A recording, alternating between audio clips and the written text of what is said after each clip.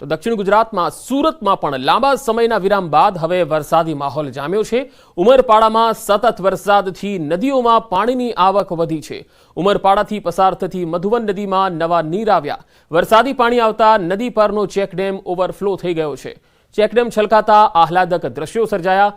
ઉમરપાડા તાલુકામાં કાળા ડિબાંગ વાદળો સાથે વરસાદે જમાવટ કરી છે। નર્મદા ડેમમાં પાણીની સપાટીમાં છેલ્લા 24 કલાકમાં ધરખમ વધારો થયો છે। છેલ્લા 24 કલાકમાં પાણીની સપાટી 2.83 મીટર વધી ગઈ છે। ઉપરવાસમાંથી 3,93,000 ક્યુસેક પાણીની આવક થઈ છે। નર્મદા ડેમ 80% ભરાઈ ગયો છે। રિવરવેડ પાવર હાઉસમાંથી 43,332 ક્યુસેક પાણી નદીમાં છોડાઈ રહ્યું છે। કેનાલ હેડ પાવર હાઉસમાંથી 15,121 ક્યુસેક પાણી છોડાઈ રહ્યું છે। નર્મદા ડેમની સપાટી સિઝનમાં પહેલીવાર 132.80 મીટર પર પહોંચી ગઈ છે। ડેમની મહત્તમ સપાટી 138.68 મીટર છે। તો 5 ગેટ ખુલી 1 લાખ ક્યુસેક પાણી આવતીકાલથી છોડવામાં આવનાર છે। નર્મદા ભરૂચ કાંઠાના ગામોને પણ સૂચના આપવામાં આવી છે, કારણ કે નર્મદા ડેમમાં સપાટીમાં વધારો થઈ રહ્યો છે। ઉપરવાસમાંથી જે પાણી આવી રહ્યું છે તેમાંથી પણ આ નર્મદા ડેમમાં નવા નીરની આવક વધી રહી છે।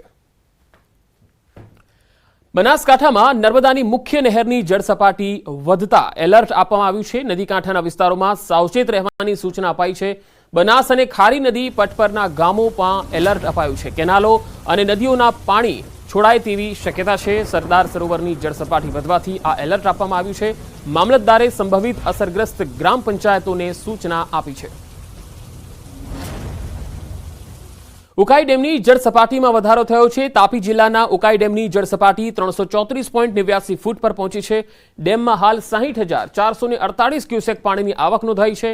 ડેમના 22 દરવાજા પૈકી 4 દરવાજા 4 ફૂટ સુધી ખોલી 46,000 ક્યુસેક પાણી તાપી નદીમાં છોડાઈ રહ્યું છે।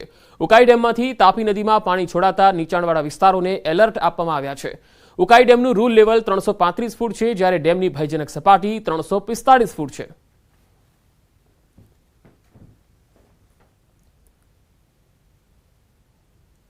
બનાસકાંઠામાં શિક્ષકની ગેરહાજરીનો મામલો। શિક્ષક દર્શન પટેલને બરતરફ કરી દેવાયા છે। ઉચપા પ્રાથમિક શાળામાં ફરજ બજાવતા હતા। 1 મહિના પહેલા બરતરફ કરાયા છે। દર્શન પટેલ 2 વર્ષથી સતત ગેરહાજર હતા। ઉચપા પ્રાથમિક શાળામાં તેઓ ફરજ બજાવતા હતા અને 2 વર્ષથી તેઓ ગેરહાજર હતા। આખરે 1 મહિના પહેલા જ બરતરફ કરી દેવાયા છે।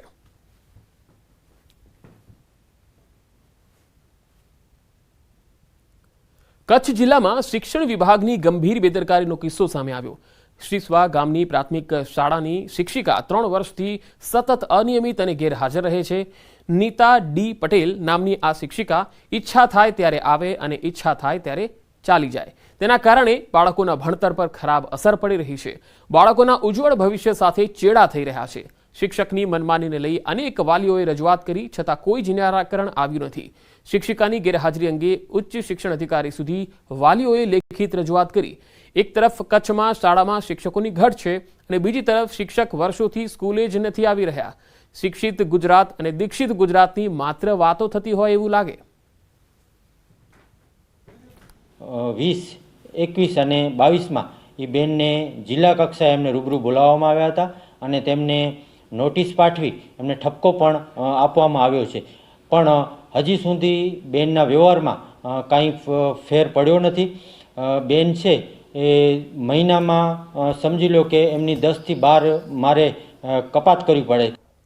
સુરતમાં કતાર ગામના નગરસેવકની મનપાને ફરિયાદ। વોર્ડ નંબર 7ના નરેન્દ્ર પાંડવે કમિશનરને રજૂઆત કરી। મનપાના રિઝર્વેશન પ્લોટો પર બેફામ દબાણો થયા। અધિકારીઓની મિલીભગતથી દબાણ થતું હોવાની આ ફરિયાદ થતી। ખાનગી માલિકોના દબાણો હટાવી કબજો ન મેળવાતો હોવાનો દાવો થઈ રહ્યો છે। મનપાની કરોડોની જગ્યાઓ ખાનગી માલિકો કરી રહ્યા છે ઉપયોગ। આડેધડ શેડ બાંધી દેવામાં આવતા અધિકારીઓની મિલીભગતના આક્ષેપ થયા। ભ્રષ્ટ અધિકારીઓ સામે કાર્યવાહી કરવા નગરસેવકની આ ફરિયાદ છે। અમુક કબજા તો એવા છે કે સુરત મહાનગરપાલિકાની જગ્યાઓમાં આપ જોઈ શકો તો શેડ બની ગયા છે। કતારગામ ઝોનમાં વારંવાર રજૂઆત કરી છે।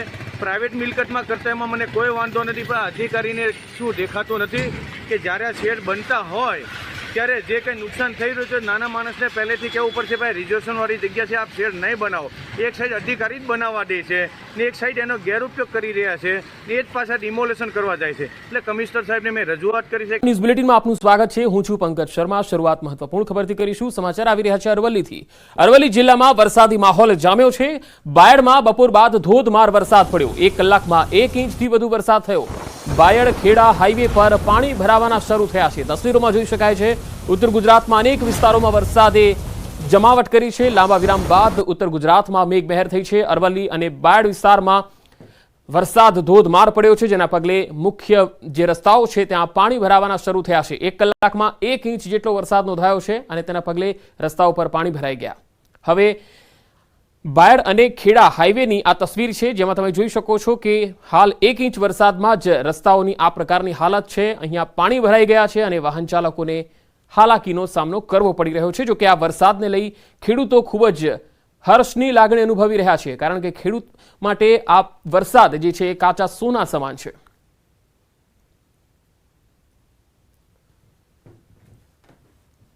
તો હવે મધ્ય ગુજરાતથી તસવીર આવી રહી છે આણંદથી. આણંદમાં વરસાદી માહોલ જામ્યો છે. ચરોતર નગરીમાં ખાસ તો કરમસદ, વિદ્યાનગર, સંદેશર, નાવલી અને બોરસદમાં ફરી એકવાર વરસાદ વરસ્યો છે. ડાંગરની વાવણી કરતા ખેડૂતો માટે આ વાવણી લાયક વરસાદના પગલે આનંદની લાગણી છવાઈ ગઈ છે.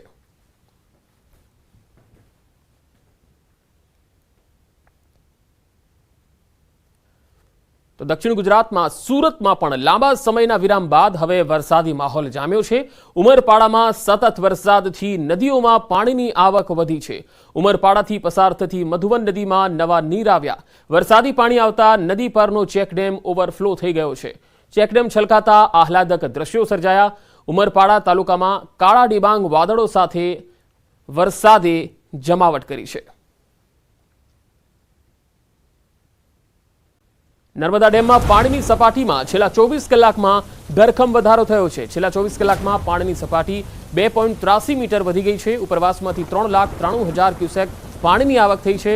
નર્મદા ડેમ 80% ભરાઈ ગયો છે. રિવરવેડ પાવર હાઉસમાંથી 43,332 ક્યુસેક પાણી નદીમાં છોડાઈ રહ્યું છે. કેનાલ હેડ પાવર હાઉસમાંથી 15,121 ક્યુસેક પાણી છોડાઈ રહ્યું છે. નર્મદા ડેમની સપાટી સિઝનમાં પહેલીવાર 132.80 મીટર પર પહોંચી ગઈ છે. ડેમની મહત્તમ સપાટી 138.68 મીટર છે.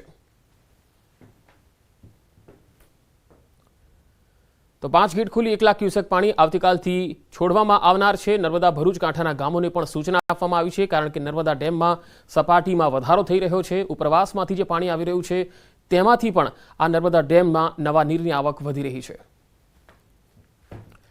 બનાસકાંઠામાં નર્મદાની મુખ્ય નહેરની જળસપાટી વધતા એલર્ટ આપવામાં આવ્યું છે. નદી કાંઠાના વિસ્તારોમાં સાવચેત રહેવાની સૂચના અપાઈ છે. બનાસ અને ખારી નદી પટ પરના ગામોમાં એલર્ટ અપાયું છે. કેનાલો અને નદીઓના પાણી છોડાય તેવી શક્યતા છે. સરદાર સરોવરની જળસપાટી વધવાથી આ એલર્ટ આપવામાં આવ્યું છે. મામલતદારે સંભવિત અસરગ્રસ્ત ગ્રામ પંચાયતોને સૂચના આપી છે. ઉકાઈ ડેમની જળસપાટીમાં વધારો થયો છે. તાપી જિલ્લાના ઉકાઈ ડેમની જળસપાટી 334.89 ફૂટ પર પહોંચી છે. ડેમમાં હાલ 60,448 ક્યુસેક પાણીની આવક નોંધાઈ છે. ડેમના 22 દરવાજા પૈકી 4 દરવાજા 4 ફૂટ સુધી ખોલી 46,000 ક્યુસેક પાણી તાપી નદીમાં છોડાઈ રહ્યું છે. ઉકાઈ ડેમમાંથી તાપી નદીમાં પાણી છોડાતા નીચાણવાળા વિસ્તારોને એલર્ટ આપવામાં આવ્યા છે. ઉકાઈ ડેમનું રૂલ લેવલ 335 ફૂટ છે, જ્યારે ડેમની ભયજનક સપાટી 345 ફૂટ છે.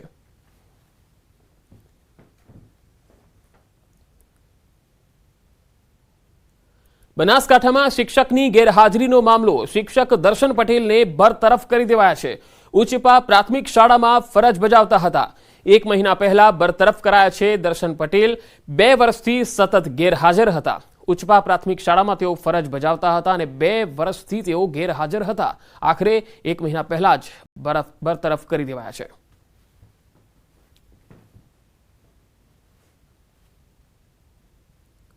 કચ્છ જિલ્લામાં શિક્ષણ વિભાગની ગંભીર બેદરકારીનો કિસ્સો સામે આવ્યો.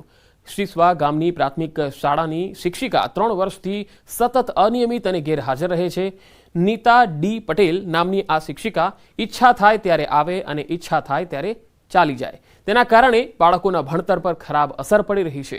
બાળકોના ઉજ્જવળ ભવિષ્ય સાથે ચેડા થઈ રહ્યા છે. શિક્ષકની મનમાનીને લઈ અનેક વાલીઓએ રજૂઆત કરી છતાં કોઈ જ નિરાકરણ આવ્યું નથી.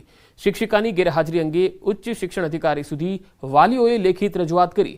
એક તરફ કચ્છમાં શાળામાં શિક્ષકોની ઘટ છે અને બીજી તરફ શિક્ષક વર્ષોથી સ્કૂલે જ નથી આવી રહ્યા. શિક્ષિત ગુજરાત અને દીક્ષિત ગુજરાતની માત્ર વાતો થતી હોય એવું લાગે. 20, 21 અને 22માં એ બેનને જિલ્લા કક્ષાએ એમને રૂબરૂ બોલાવવામાં આવ્યા હતા અને તેમને નોટિસ પાઠવી એમને ઠપકો પણ આપવામાં આવ્યો છે. પણ હજી સુધી બેનના વ્યવહારમાં કાંઈ ફેર પડ્યો નથી. બેન છે એ મહિનામાં સમજી લો કે એમની 10 થી 12 મારે કપાત કરવી પડે. સુરતમાં કતાર ગામના નગરસેવકની મનપાને ફરિયાદ. વોર્ડ નંબર 7ના નરેન્દ્ર પાંડવે કમિશનરને રજૂઆત કરી. મનપાના રિઝર્વેશન પ્લોટો પર બેફામ દબાણો થયા. અધિકારીઓની મિલીભગતથી દબાણ થતું હોવાની આ ફરિયાદ થતી. ખાનગી માલિકોના દબાણો હટાવી કબજો ન મેળવાતો હોવાનો દાવો થઈ રહ્યો છે. મનપાની કરોડોની જગ્યાઓ ખાનગી માલિકો કરી રહ્યા છે ઉપયોગ. આડેધડ શેડ બાંધી દેવામાં આવતા અધિકારીઓની મિલીભગતના આક્ષેપ થયા. ભ્રષ્ટ અધિકારીઓ સામે કાર્યવાહી કરવા નગરસેવકની આ ફરિયાદ છે. અમુક કબજા તો એવા છે કે સુરત મહાનગરપાલિકાની જગ્યાઓમાં આપ જોઈ શકો તો શેડ બની ગયા છે. કતારગામ ઝોનમાં વારંવાર રજૂઆત કરી છે.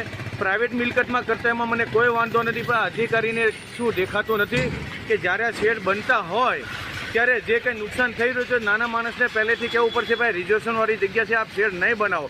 એક સાઈડ અધિકારી જ બનાવવા દે છે ને એક સાઈડ એનો ગેરઉપયોગ કરી રહ્યા છે ને એ જ પાછા ડિમોલેશન કરવા જાય છે. એટલે કમિશનર સાહેબને મેં રજૂઆત કરી છે.